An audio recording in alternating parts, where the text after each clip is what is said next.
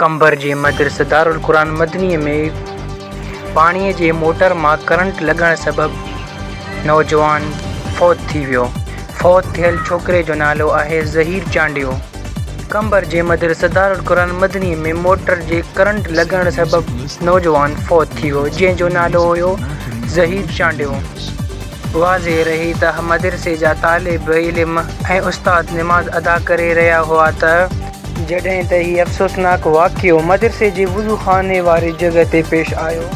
उहो पिण वाज़े कजे थो त फ़ौत थियल ज़हीर चांडियो मदरसे जो तालिब इल्म न हो ऐं न ई संदसि को वेझो रिश्तेदार मदरसे में पढ़ी रहियो हो।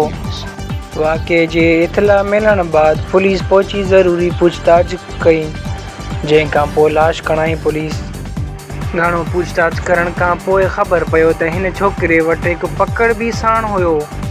ख़बर नाहे त मोटर चोरी करण लाइ आयो हो। वधीक अलाह खे ख़बर चोरी करण आयो या ॿिए कंहिं नियत सां आयो हो।